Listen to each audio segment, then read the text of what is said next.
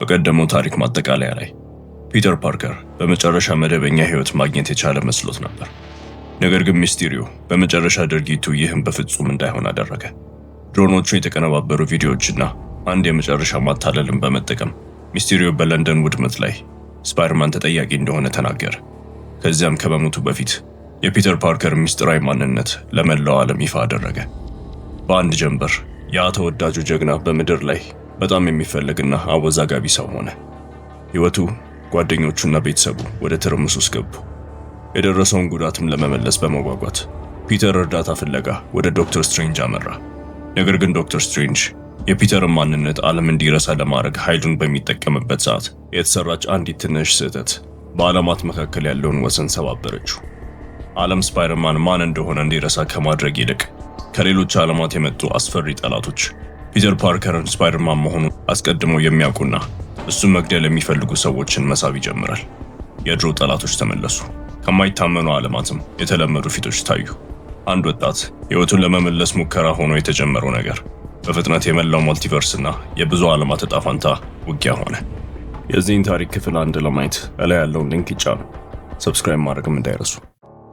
ከዚህ በፊት በነበረው ክፍል 1 ታሪክ ላይ ሚስቴሪዮ በፒተር ፓርከር ከመሸነፉ በፊት የሱፐር ሂሮን እውነተኛ ማንነት ይፋ በማድረጉ በፒተር ህይወት ውስጥ ትልቅ ሁከትን ፈጠረ። ዜናውም ሲሰራጭ ፍቅረኛው ኤምጄ በኒውዮርክ ጎዳናዎች እየተጓዘች ነበር። ወዲያውኑም የጋዜጠኞች መንጋ ቃለ መጠይቅ ለማድረግ ከበቧት። በዚህ ጊዜ ስፓይደርማን ተከስቶ ልጅቷን ከአደጋዋ ያድናታል። በመላው ከተማ ከታየ በኋላ በሰው ሰራሽ የሸረሪት ድሩ በመታገዝ ፍቅረኛውን በሰላም ወደ ቤት ያደርሳታል። ጥንዶቹን በመስኮት በኩል ወደ መኝታ ክፍሉ ሲገቡ ብዙም ሳይቆዩ አክስቱ ሜይና ሃፒ በር ከፍተው ይገባሉ።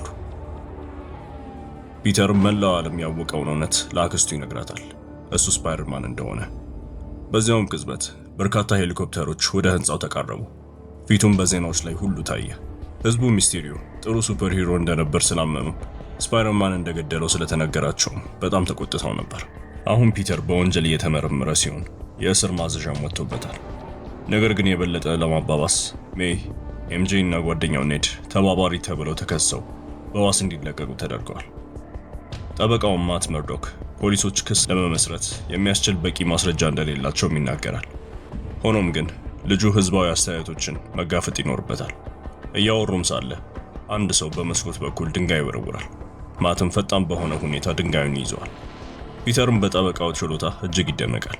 ወዲያውኑ በድንጋዩ ላይ የተጻፈውን ለሚስቴሪዮ ድጋፍ የተገለጸውን ጽሑፍ ያያል። ሰዎችም ይህ ሰው ጠላት እንደነበር ማሳመን የሚቻል አይመስልም። ከዚህ ጥቃትም በኋላ ፒተር እና ሜይ ወደ ተሻለ ደህንነቱ የተጠበቀ ቦታ መዛወር እንዳለባቸው ተረድተው ነገሮች እስኪረጋጉ ድረስ ከሃፒ ጋር ለመኖር ይወስናሉ። በነጋታውም ፒተር እና ኤምጄ የሁለተኛ ደረጃ ትምህርታቸውን የመጨረሻ ዓመት የመጀመሪያ ቀን ለመጋፈጥ ይዘጋጃሉ። በትምህርት ቤቱም ዙሪያ ህዝቡ ተሰብስቦ ነበር። አንዳንዶቹ ለስፓይደርማን ያላቸውን ድጋፍ ለመግለጽ ሲመጡ፣ ሌሎች ደግሞ ሊያስፈራሩት መጥተዋል። በመጨረሻውም ወደ ህንፃው መግባት ሲችል የክፍል ጓደኞቹና አስተማሪዎቹ እንደ ታዋቂ ሰው ማስተናገድ ሲጀምሩ ልጁ ተስፋ ይቆርጣል። በዚህ ቅጽበት እንደ ማንኛውም መደበኛ ሰው መቼም ቢሆን ሊታይ እንደማይችል ይረዳል። በኋላም ፒተርና ኤምጄ ማንም ሰው ሳይቀርጻቸው ብቻቸውን መሆን የሚችሉበትን ብቸኛ ቦታ በህንፃው ጣራ ላይ ያገኛሉ። እያወሩም ሳሉ ኔድ ይመጣል። ሶስቱም ስለ ኮሌጅ እቅዶቻቸው ማውራት ይጀምራሉ። ሁሉም በኤምአይቲ ለመማር አቅደው ነበር። በሳምንቱ ውስጥም ፒተር ማመልከቻ ከላከላቸው ከሌሎች ቦስተን ውስጥ የሚገኙ ዩኒቨርሲቲዎች ደብዳቤ ቢደርሱትም ማንም አልተቀበለውም። የአሁኑም የመጀመሪያ ምርጫው በሆነው ኤምአይቲ እንደሚቀበሉት ተስፋ ያደርጋል። ከጥቂት ቀናትም በኋላ በጉጉት ሲጠብቅ የነበረው የኤምአይቲ ደብዳቤ ይደርሳል። ፒተርም አብረው እንዲከፍቱ ኤምጄ ወደምትሰራበት ቡና ቦታ ይሄዳል። ኔድም እዛ ይገኛል። ሶስቱ ደብዳቤውን በአንድ ላይ ያነባሉ።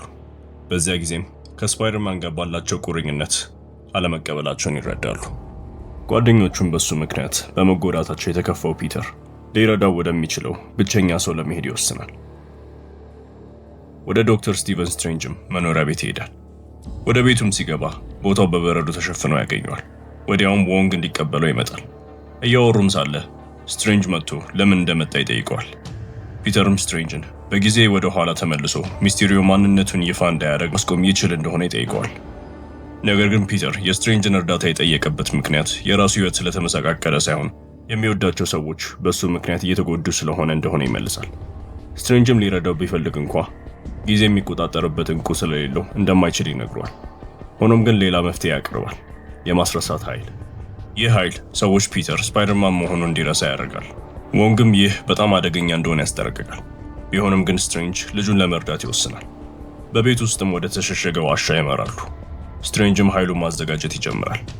ስትሬንጅም ኃይሉ ከተጠናቀቀ በኋላ እሱን ራሱ ጨምሮ ፍጹም ሁሉም ሰው ፒተር ፓርከር ስፓይደርማን መሆኑን እንደሚረሳ ይገልጽለታል። ይህንንም ሲሰማ ፒተር፣ ኤምጄ፣ ኔድ እና አክስቱ ሜይ ከዚህ ውጪ እንዲሆኑ ይጠይቃል። በዚህ ጣልቃ ገብነትም ምክንያት ስትሬንጅ ኃይሉ ላይ ያለውን ቁጥጥር በማጣቱ በፕላኔቱ ላይ ጥፋት ሊያስከትል ትንሽ ይቀረዋል። ሙከራውም እንዳልሰራ ካወቀና ከቤቱ ከተባረረም በኋላ ፒተር ለጓደኞቹ ሁለተኛ ዕድል ለመጠየቅ ወደ ኤርፖርት በመጓዝ ላይ ያለችውን የኤምአይቲ ምክትል ፍለጋ ይሄዳል። በመጨረሻም ሊያገኛት ሲል የሸረሪት ስሜቱ መጥፎ ነገር ሊከሰት እንደሆነ ያስጠነቅቋል። ድንገትም በደርዘን የሚቆጠሩ ሰዎች መኪኖቻቸውን ትተው በጎዳናዎች ላይ መሮጥ ይጀምራሉ። ከኮንክሪት አስፋልቱም ስር የብረት እጆች ወጥተው መኪኖቹን ያደቃቸዋል።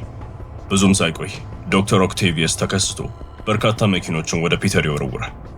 ፒተር አዲሱን ጠላት ለመዋጋት የብረት እግሮቹን ያወጣል። ምንም እንኳ ፒተር ይህን ሰው ባያውቀውም ኦክቴቪየስ ግን በደንብ የሚያውቀው ይመስላል። በሆነ ምክንያትም ልጁን ሊበቀለው ይፈልጋል። የጠላቱንም ጥቃቶች ለማስወገድ እየሞከረ ሳለ ፒተር መኪናዋ በባቡር ሀዲዱ ላይ ልትገለበጥ ያለችውን የኮሌጅ ምክትል ማዳን አለበት።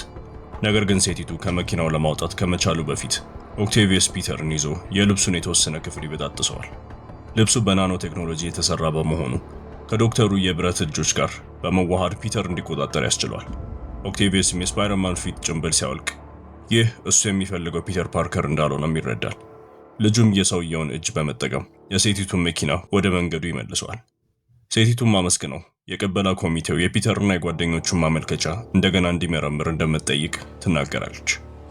አሁን ኦክቴቪየስ ተቆጣጥሮ በቁጥጥር ስር ከዋለ በኋላ ማን እንደሆነና ለምን ሊገሉ እንደሚፈልግ ለማወቅ ይሞክራል። በዚያ ቅጽበትም ግሪን ጎብለን ተከስቶ ሊያጠቃው ይሞክራል። ሆኖም ልጁ ወደ ዋሻ የሚወስድ መተላለፊያ በመጠቀም ስትሬንጅ ይረዳዋል። ጠላቶቹም በልዩ እስር ቤት ውስጥ ተይዘዋል። ዶክተሩም ፒተር ያበላሸው ስርዓት ፒተር ፓርከር ስፓይደርማን መሆኑን የሚያውቁ ሰዎች ከየራሳቸው ዓለም ወደዚህ እውነታ መሳብ እንደጀመሩ ያብራራለታል። ስትሬንጅም እያንዳንዱ ጠላት ወደ የራሳቸው ዓለም የሚልክበት መንገድ እስኪያገኝ ድረስ ልጁ እንዲይዛቸውና ወደዚህ እስር ቤት እንዲያመጣቸው ይጠይቀዋል። ይህንንም ለማድረግ ስትሬንጅ ለፒተር የእጅ አምባር ይሰጠዋል። ልጁም የዚህ ዩኒቨርስ ያልሆነ ማንኛውም ሰው ሌዘር በመተኮስ ወደዚህ እስር ቤት ቀጥታ እንዲልካቸው አምባሩን ይሰጠዋል። ፒተርም ይህንን ተልዕኮ እንደሚወጣ ቃል ይገባል። ሆኖም ጠላቶቹን ለማግኘት የጓደኛውን የኤምጄንና የኔድን እርዳታ ይፈልጋል። ኢንተርኔት ላይ ሲፈልጉ ኔድ በከተማዋ አቅራቢያ በሚገኘው ወታደራዊ ምርምር ተቋሙ ዙሪያ የሚበር ፍጡር ያዩ ምስክሮች ያገኛል። ፒተርም ይህ ፍጡር በድልድዩ ላይ ወደዚህ ከመጣሉ በፊት ያየው ሰው እንደሆነ ይጠራጠራል። ኦክቴቪየስ ግን ይህ የማይቻል እንደሆነ ይናገራል። ያ ሰው ኖርመን ኦዝቦርን ወይም ግሪን ጎብለን እንደሆነ ይናገራል። ሆኖም እንደሱ አባባል ኖርመን ኦዝቦርን ከብዙ ዓመታት በፊት ሞቶ ነበር። ስፓይደርማን ወደ ተቋሙም ሲደርስ ምሽት ሆኖ ነበር። በዙሪያ ባለው ደንም ውስጥ ሲራመድ ልጁ የሰው መገኘት ይሰማዋል። ነገር ግን ብቻውን ነበር። ፒተር በጥንቃቄ መጓዙም ይቀጥላል። በመጨረሻም ከመብራት እንጨቶቹ ላይ ኃይል የሚሰበስብ በራሪ ፍጡር ያያል። ስፓይደርማን ያንን ፍጡር ላይ ለመተኮስና ወደ ስትሬንጅ ልዩ እስር ቤት ለመላክ እጁ ላይ ያለውን አምባር ይጠቀማል። ነገር ግን መብረቁ አካለ ቁስ እንዳልሆነው ሁሉ በሰውነት ውስጥ ያልፋል። አሁን ፍጡሩ መልሶ ለማጥቃት ይወስናል። በፒተር ላይ በርካታ የመብረቅ ብልጭታዎችም ይተኩሳል። ለማስወገድ ቢሞክርም ተመቶ አካሉ ወደ ሩቅ ይወረወራል። ፍጡሩ የመጨረሻ ጥቃቱን ሲሰነዝርም የሚያስፈራ የአሸዋ ተራራ ተነስቶ እሱን ለመጠበቅ አጥር ይፈጥራል። ጥቃቱን በሚከላከልበት ጊዜ ሰውየው ፍሊንት ማርኮ ወይም ሳንድማን እንደሆነ አስተዋውቆ ፒተር እንደማያስታውሰው ይጠይቃል። ልጁም ኤሌክትሮን ለመያዝ የፍሊንትን እርዳታ ይጠይቃል። ሳንድማንም በጠላቱ ዙሪያ አውሎ ንፋስ ይፈጥራል። ፒተርም ደግሞ የኤሌክትሪክ ገመዶቹን ለመበጠስና ፍጡሩ ኃይል እንዳያገኝ ለማድረግ ድሩን ይጠቀማል። በዚህም መንገድ ኤሌክትሮ ደክሞ የሰውነቱን ቅርጽ ይመልሳል። ስፓይደርማንም ከሌላ ዩኒቨርስ ወይም ከሌላ ዓለም እንደመጡ ያብራራላቸዋል። ማክስም የዚህ ቦታ ኃይል የተለየ እንደሆነ እንደተሰማው ይናገራል። ነገር ግን ፒተር ንግግሩን አቋርጦ ማክስን ወደ እስር ቤት ይልከዋል። ፍሊንትም ሰውየው የተገደለ መስሎት ይጠራጠራል። ከዚያም ፒተርን ያጠቀዋል። ሆኖም ግን ልጁ ወደ እስር ቤቱ ሊልከው ይሳካለታል። እስር ቤቱ ውስጥም ማክስ ዶክተር ከርትን ያገኘዋል። ያ ግዙፍ እንሽላሊት እንስሳ በራሱ አካል ላይ ምርምር አድርጎ የዚያን እንስሳ አይነት የመታደስ ችሎታ ለማግኘት ብሎ ራሱን ወደ እንሽላሊት የለወጠ ታላቅ ሳይንቲስት ነበር። በነጋታው ጠዋትም ፒተር ከአክስቱ ሜይ ስልክ ይደርሰዋል። እሷም ሲፈልጋቸው ከነበሩት ሰዎች አንዱ የምትሰራበት ቦታ እንደመጣ ትነግረዋለች። ልጁም ወዲያውኑ ወደዚያ ይሄዳል። በጣም ፈርቶም ነበር። ትልቁ ፍርሃትም የሚወደው ሰው በእነዚያ ፍጥረታት ይጎዳል የሚል ነበር።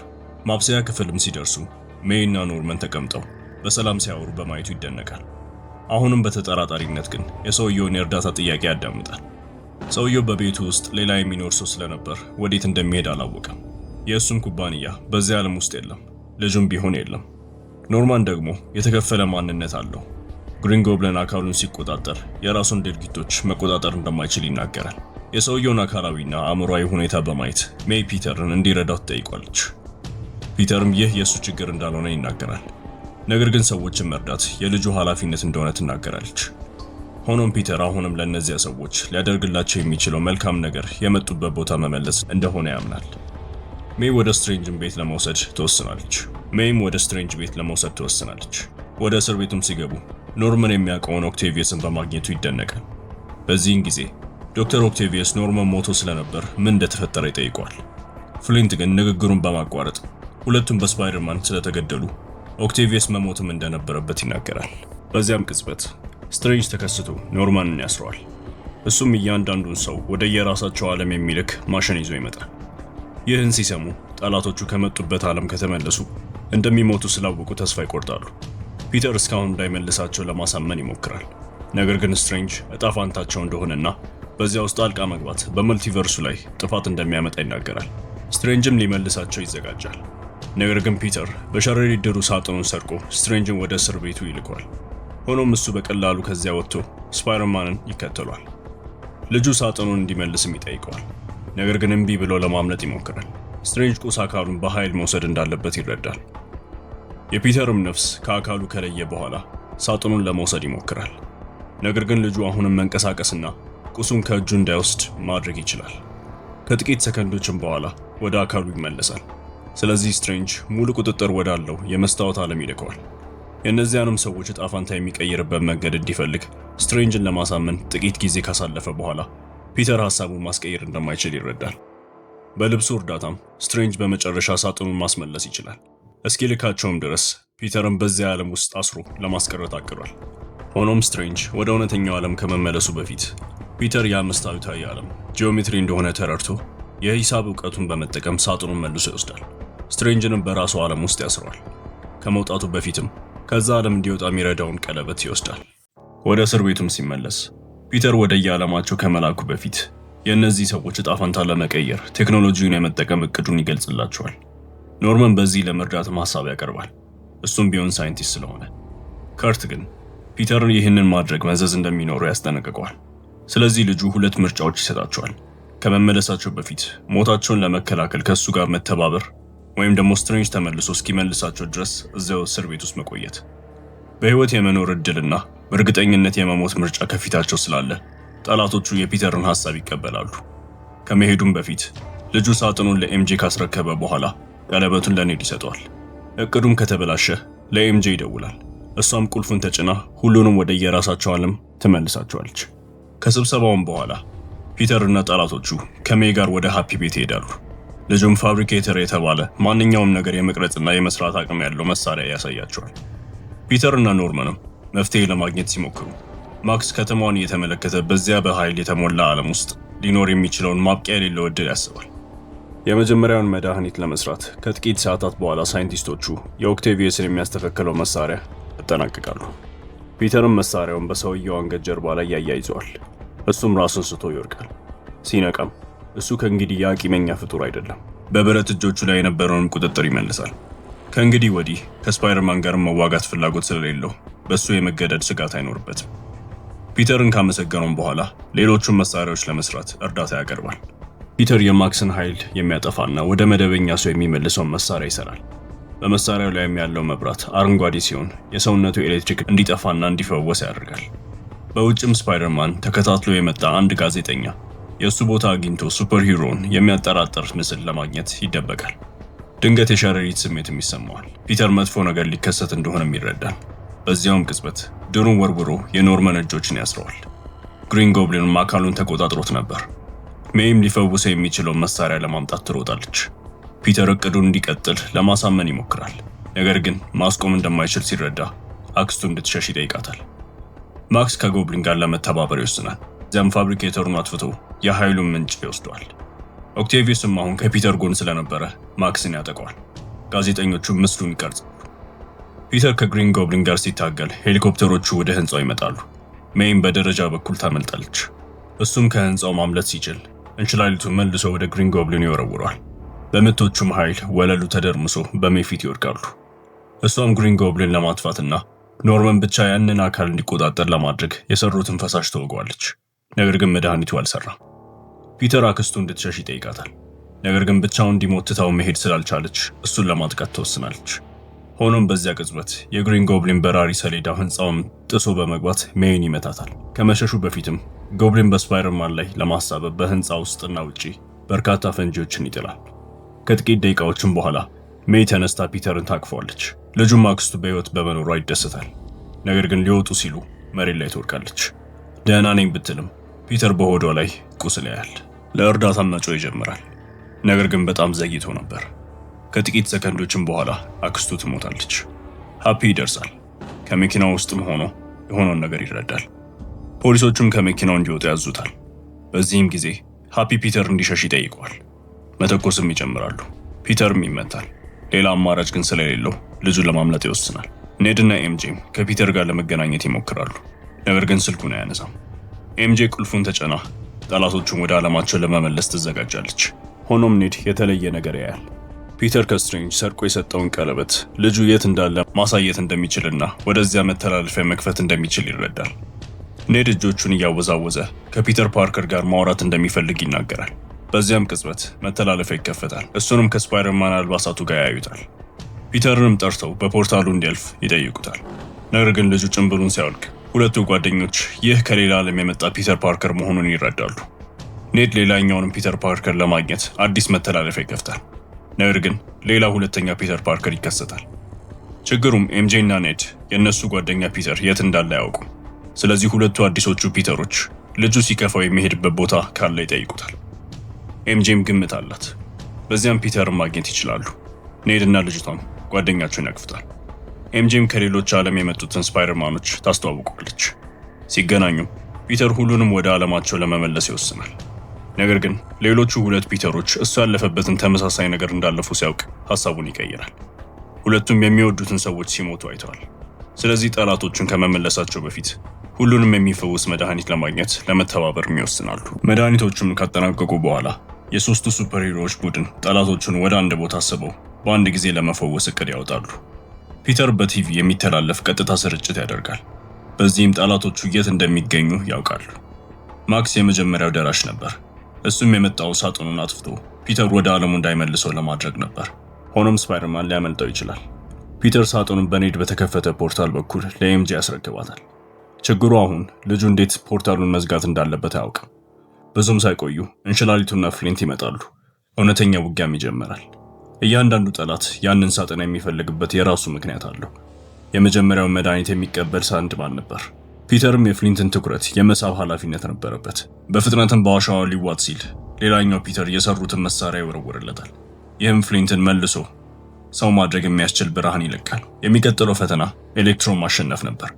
ጠላቱ ከሃፒ ቤት የሰረቀው ሪያክተር እንደ ኃይል ምንጭ እየተጠቀሙ ስለነበር በጣም ጠንካራ ሆኖ ነበር። ቢተባበሩ እንኳን እሱን ማሸነፍ የማይችሉ ይመስል ነበር። ነገሩን የበለጠ ለማባባስ ግዙፍ እንሽላሊት ወደ ቤቱ የሚመልሰው ሳጥን ከኤምጄ ጋር እንዳለ ተረድቶ ወደ ፖርታሉ ይሮጣል። በዚያውም ቅጽበት ኤምጄ እና ኔድ ወደ ሐውልቱ ይሮጣሉ። የዶክተር ከርትን መድኃኒት ለፒተር ይወረውሩለታል። አረንጓዴ ጢስም ይወጣል። ከርትም ወደ ሰውነቱ ይለወጣል። በኤሌክትሮን ሊደመሰሱ አንድ እርምጃ ቀርቷቸው ነበር። ነገር ግን ዶክተር ኦክቴቪየስ ሊረዳቸው ይመጣል። በእጆቹም ሪያክተሩን ከማክስ ደረት ላይ ነቅሎ ሊፈውስ የሚችለው መድኃኒት ይወገዋል። ኔድም ከሳጥኑ ጋር ለማምለጥ እንዲችሉ እንደገና ፖርታል ለመክፈት ይሞክራል። ነገር ግን በዚያን ጊዜ ስትሬንጅ ፖርታሉን ተጠቅሞ ከመስታወቱ ዓለም ወጥቶ ሳጥኑን ይወስደዋል። ስትሬንጅም ተናዶ ፒተርን ይፈልገዋል። ኔድ ግን የፒተር እቅድ እየሰራ እንደሆነ ይነግሯል። እሱም ከጓደኞቹ ጋር ሆኖ ከግሪን ጎብሊን በቀር አብዛኞቹ ጠላቶች መፈወስ ችለዋል። ብዙም ሳይቆይ ደስታውን ለማበላሸት ጎብሊን ይመጣል።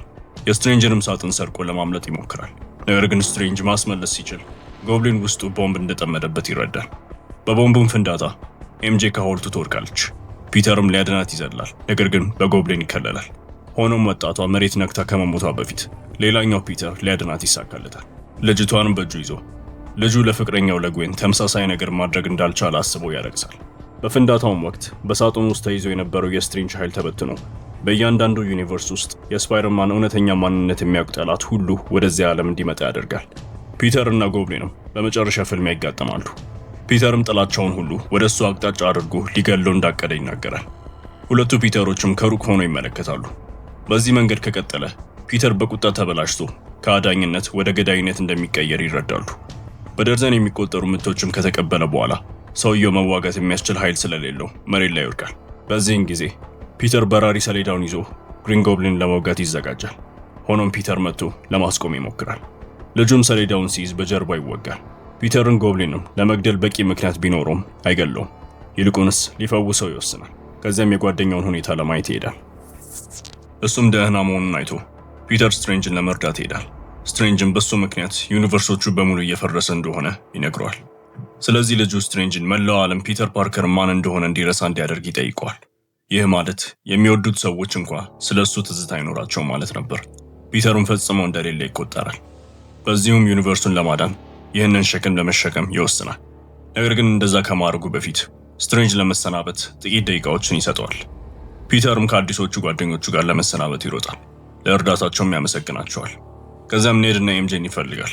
ሲያገኛቸውም ስለ አዲስ ስምምነት ይነግራቸዋል። መላው ዩኒቨርስ እሱንም እንደሚረሳ ያሳውቃል። ሆኖም ፒተር ኔድ እና ኤምጄን ፍለጋ እንደሚሄድና ሁሉንም ነገር እንደሚያስታውሳቸው ቃል ይገባላቸዋል። ስትሬንጅን ሁሉም ማስረሳት ይጀምራል። ወራሪዎቹም በሙሉ ወደ ዓለማቸው ይመለሳሉ። ፒተርም በመጨረሻ በሁሉም ሰው ይረሳል። ከጥቂት ሳምንታትም በኋላ ልጁ በበረዶ የተሸፈነ መንገዶች እየተጓዘ ኤምጄን በሚያገኝበት ቅጽበት የሚናገረውን ይለማመዳል። ፒተርም ወደምትሰራበት ቡና ቤት ገብቶ ቡና ያዛል። ፒተር እሱም ሆነ ኤምጄ በኤምአይቲ መቀበላቸውን ይረዳል። ደስታቸውንም በማየት የሚወዳቸው ሰዎች ሕይወት ያለሱ በጥሩ ሁኔታ እየሄደ መሆኑን በማወቅ ፒተር ጣልቃ ላለመግባት ይወስናል። እውነቱንም ሳይነግራቸው ይወጣል። በኋላ የአክስቱን መቃብር ለመጎብኘት ይሄዳል። ሃፒንም ያገኘዋል። ሃፒ እሱን በማግኘቱም ይደሰታል። ፒተር በኒውዮርክ ትንሽ አፓርታማ ተከራይቶ አክስቱ የተናገረችውን ቃል በጭራሽ ሳይረሳ ህይወቱን ለመቀጠል ይሞክራል። ውድ ተመልካቾች ይህ ቪዲዮ ከተመቻችሁ ላይክ እና ሰብስክራይብ ማድረግ አትርሱ። በተጨማሪም አስገራሚ ታሪኮችን ለማየት እነዚህን ቪዲዮ ይጫኑ። እስከ ቀጣዩ ቪዲዮ እስከምንገናኝ ቸር ሰንብቱ።